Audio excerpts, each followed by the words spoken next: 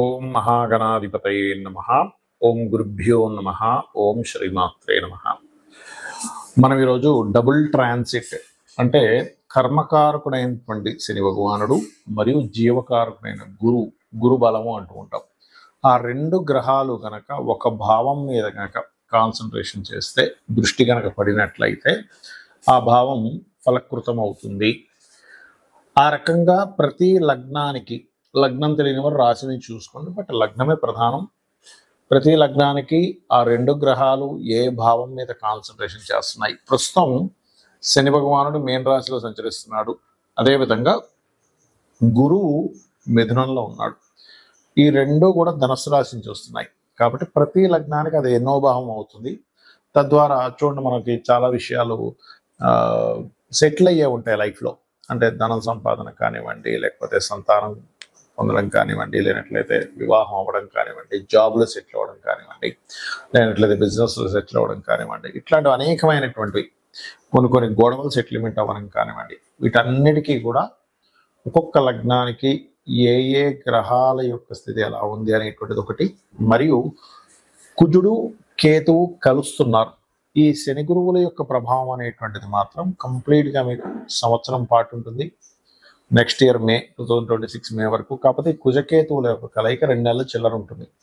కాబట్టి ఈ 2 నెలల పాటు అంటే ఆల్మోస్ట్ జూన్, జూలై, మే 15వ తేదీ నుంచి దీని ప్రభావం 20వ తేదీ నుంచి చూపిస్తుంది. కాకపోతే జూన్, జూలై నుంచి ఉండేటువంటి ప్రభావం ఏమిటి, గోచార పరంగా కూడా దేశకాలమాన పరిస్థితుల్లో కూడా ఎటువంటి ప్రభావం చూపిస్తుంది అనే విషయాలు మనం తెలుసుకుందాం. ముందుగా మేష లగ్నము, మేషరాశి. మేషం వారికి 9వ స్థానంలో ఈ యొక్క జీవకారకుడు కర్మకారకుడు యొక్క డబుల్ ట్రాన్సిట్ పడుతుంది. 9వ స్థానం అనేటువంటిది బ్యాంక్ బ్యాలెన్స్ని పెంచేటువంటి స్థానం. 9వ స్థానం అంటే దాచుకున్న ధనం. కొంచెం అనుకుంటూ ఉంటాను చూడండి, అయ్యో అసలు నాకు ధనం అస్సలు ఉండట్లేదు అని బాధపడేటువంటి వారికి ఇక్కడ ధనయోగాన్ని ఇస్తుంది. ఒకటి. రెండవది ఏంటంటే, ఇక్కడ గమనించుకున్నట్లయితే మీ యొక్క హైయర్ ఎడ్యుకేషన్ కోసం మీరు చేసేటువంటి ప్రయత్నాలు ఫలిస్తాయి. ఎక్కడికో దూర ప్రాంతాలకు వెళ్ళి ఉద్యోగాల కోసం ప్రయత్నం చేసేటువంటి వారికి ఈ గురు శనుల ట్రాన్సిట్ మేషలగ్నం వారికి బ్రహ్మాండంగా పనిచేస్తుంది. అలాగే మరొక విషయం ఏంటంటే, మీ యొక్క సంతానం ఉండి ఆల్రెడీ వాళ్ళకి సంతానం కోసం కొంతమంది చూడండి, అయ్యో మా పిల్లలకి ఇంకా సంతానం కలగలేదండి అని బాధపడుతూ ఉంటారు. అటువంటి వాళ్ళకి సంతానాన్ని పొందేటువంటి యోగాన్ని ఇక్కడ ఇస్తుంది అని చెప్పుకోవచ్చు. అదేవిధంగా మీ యొక్క జీవిత భాగస్వామికి గతంలో ఏవైనా సరే చిన్న చిన్న మిస్కమ్యూనికేషన్స్ ఉంటే అవి క్లియర్ అవ్వడానికి ఈ యొక్క గురుశనుల యొక్క కాంబినేషన్ అనేటువంటిది బ్రహ్మాండంగా సూచిస్తుంది. మరియు ఉపనయనాలు చేస్తూ ఉంటారు కొంతమందికి, లేదా స్పిరిచువల్ జర్నీ, లేదా ఏదైనా పుణ్యక్షేత్రాలకు వెళ్ళడం, ఇటువంటి వాటికి అన్నిటికీ కూడా ఈ యొక్క కాంబినేషన్ అనేటువంటిది బ్రహ్మాండంగా పనిచేస్తుంది. మరి ఇదే మేషలగ్నం వారికి పంచమ స్థానంలో కుజుడు కేతు కూడా కలుస్తున్నారు. రెండు ఒకటేసారి వస్తున్నాయి. ఇలా వచ్చినప్పుడు ఏంటి అంటే, ఈ కుజకేతువుల్ని పిశాచ యోగము అంటారు.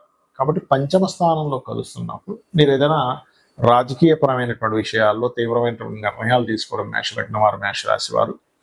అదేవిధంగా కొంత ఫ్రెండ్స్ విషయంలోని, షేర్ మార్కెట్ విషయాల్లో కొంత జాగ్రత్తగా ఉండాలి, గుర్తుపెట్టుకోండి. అదేవిధంగా ఐయుఐ, ఐవీఎఫ్తో సంతానాన్ని పొందాలనుకునేటువంటి వారు కూడా కొద్దిగా జాగ్రత్తగా ఉండాలి.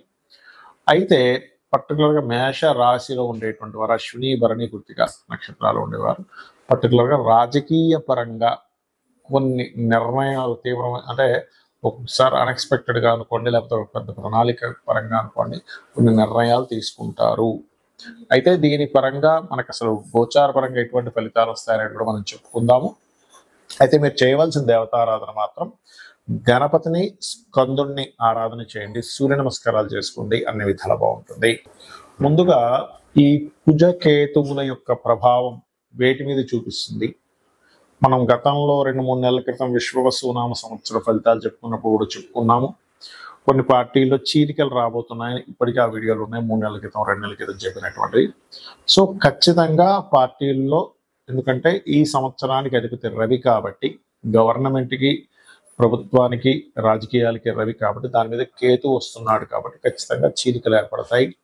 కొత్త పార్టీలు కూడా వస్తాయి, అందులో ఎటువంటి సందేహం లేదు. మీరు గుర్తుపెట్టుకోండి, కొత్త పార్టీలు స్థాపన అనేటువంటి 100% జరగనుంది.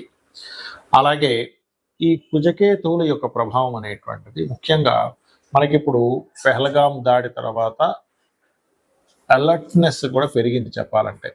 అంటే ఈ తీవ్రవాదుల యొక్క ప్రభావం మొన్నటి వరకు మనకి సరిహద్దుల్లో మనం సర్జికల్ స్ట్రైక్స్ చేయడం ఇట్లాంటివి ఏర్పడితే ఇప్పుడు ఏంటంటే కొంచెం స్లీపర్ సెల్స్ ద్వారా హైదరాబాదు, వైజాగ్, విజయవాడ అనేకమైన ప్రాంతాల్లో కాస్త జాగ్రత్తగా ఉండాలి. మరియు ఈ కుజకేతువులు సింహరాశిలో సంచరిస్తున్నాడు కాబట్టి కేతువు ప్రత్యేకంగా మీకు ఈ ఆధ్యాత్మిక కేంద్రాలకు కారకుడు కాబట్టి సింహరాశిలో కుజుడు వచ్చాడు కాబట్టి ప్రధానంగా ఇదేంటంటే ఇక్కడ రాజకీయము ఆధ్యాత్మిక కేంద్రాలు కాబట్టి కొంతమంది రాజకీయ నాయకులకి అరెస్టులు అవ్వడం, జైలులకు వెళ్ళడం, పిఎం సీఎం లెవెల్లో ఉండేటువంటి వారు ఖచ్చితంగా ఈ సంవత్సరంలో మార్పులు చెందడం, మరియు అదేవిధంగా చూసుకున్నట్లయితే ముఖ్యంగా ప్రజలందరూ కూడా కాస్త ఈ ప్లేసెస్కి వెళ్ళినప్పుడు ఆధ్యాత్మిక కేంద్రాలు వెళ్ళినప్పుడు కాస్త జాగ్రత్తగా ఉండడం, ముఖ్యంగా మొదటి 3 నెలలు.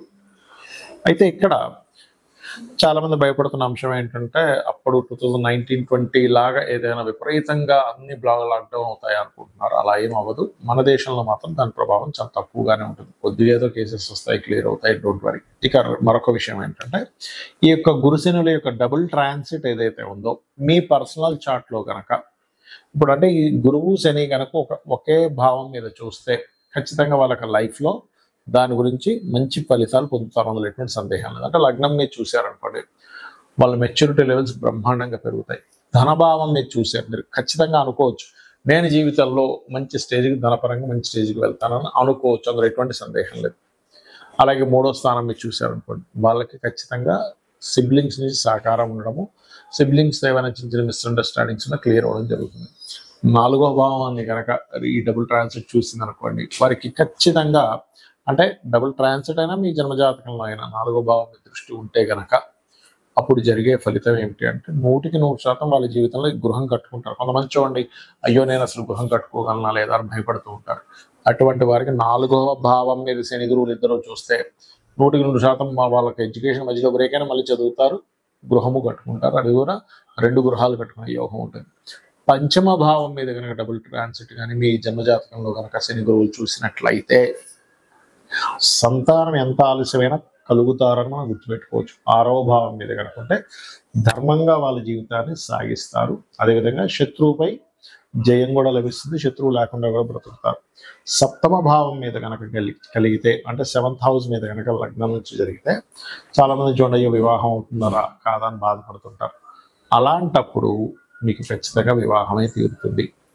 అదేవిధంగా 8వ మీద అయితే దీర్ఘాయుర్దాయాన్ని, భాగ్యస్థానం మీద అయితే బ్యాంక్ బ్యాలెన్స్ని పెంచడం, హైయర్ ఎడ్యుకేషన్కి 10వ స్థానం అయితే టీచింగ్ లైన్స్లోని ట్రైనింగ్ కన్సల్టెన్సీ లైన్స్లోకి వెళ్ళి సెటిల్ అవ్వడము, అదేవిధంగా మంచి గురువుగా పేరు తెచ్చుకోవడం, ధార్మికమైనటువంటి జీవితాన్ని గడపడము. 11వ భావం మీద అయితే బిజినెస్లో ఒక్కసారి కాకపోతే ఒకసారైనా ఖచ్చితంగా సక్సెస్ అయి చూపించడము. 12వ స్థానం మీద కనుక డబుల్ ట్రాన్సిట్ ఉన్నట్లయితే ఎవరికైనా కానీ వారు 100% విదేశాలకు వెళ్ళడము, విదేశాల్లో ఉద్యోగం చేయడం జరుగుతుంది. అయితే ఇక్కడ సమ్ టైమ్స్ కొన్ని లగ్నాలకు గురువు శుభుడు అయితే కొన్నిటికి శని శుభుడు అవుతాడు. అలాంటప్పుడు ఒక్కోసారి గురువు బాగా యోగిస్తే ఒక్కోసారి శని యోగించినప్పుడు శని కనుక మీకు పాపయ్యాడు, పాప స్థానాల్లో ఉన్నప్పుడు శనగలు దానంగా ఇవ్వండి. శని అయితే కనుక నువ్వులు దానంగా ఇవ్వండి, గురువు అయితే శనగలు దానంగా ఇవ్వండి. ఇలా దానం చేయిస్తూ కాలభైరవ అష్టకము, దక్షిణామూర్తి ఆరాధన కనుక చేసినట్లయితే మీకు ఈ డబుల్ ట్రాన్సిట్ యొక్క ఫలితం కూడా పరిపూర్ణంగా వస్తుంది, ఆనందదాయకంగా ఉంటారు. మరియు ఆ లలితాంబిక అమ్మవారి యొక్క అనుగ్రహం మీకు పరిపూర్ణంగా కలగాలని మనస్ఫూర్తిగా మరోసారి కోరుకుంటూ శ్రీమాత్రే నమః.